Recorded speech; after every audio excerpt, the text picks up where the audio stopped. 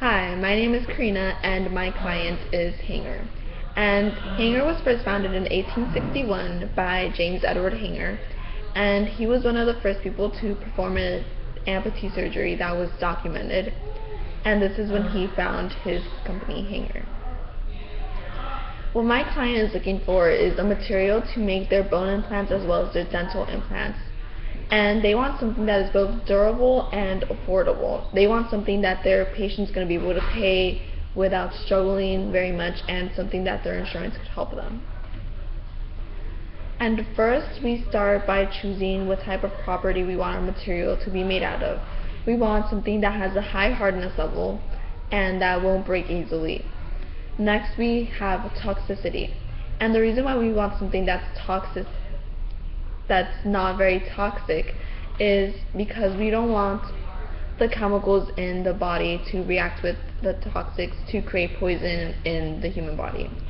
And next we have biocompatibility, and we want to look for something that has this because we want something that we know will not react with the human body, and we know that if it does react with the human body, how it will react and what it will do to the human.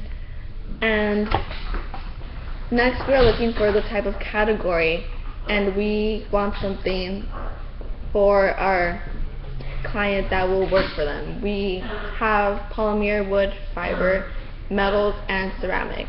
And we have to go down with the list. We have to think about what has a high hardness level, what isn't toxic, and we want to know how it will react. For example, polymer is not very hard, so that is immediately off of our list. And then we have wood and fiber.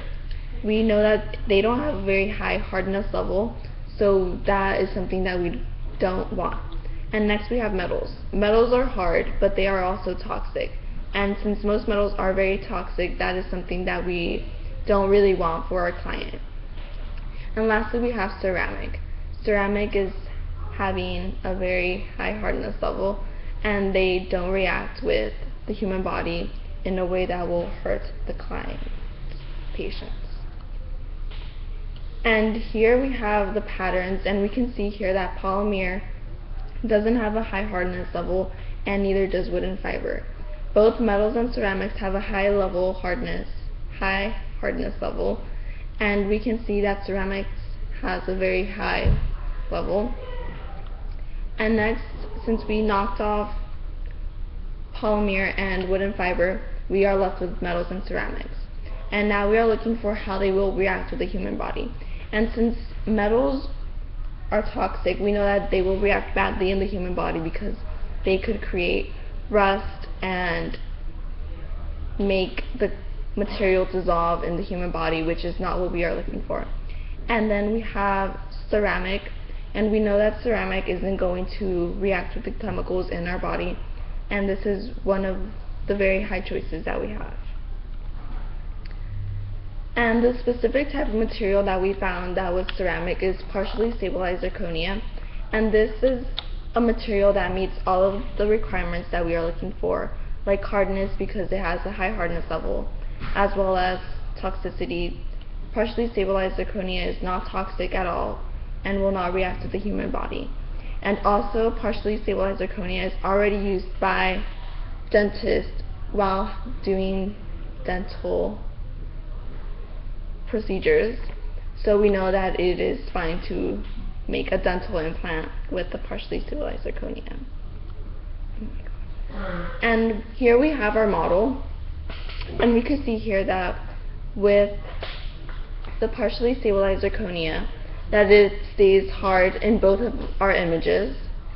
So we know that when it's reacting with the H2O molecules, that it's not going to dissolve in the human body. And this is why we believe that partially stabilized zirconia is the best type of material for our clients, because it meets the requirements that we need, such as the hardness level, the toxicity, as well as we know that it won't react with the human body. Oh my gosh, this is weird.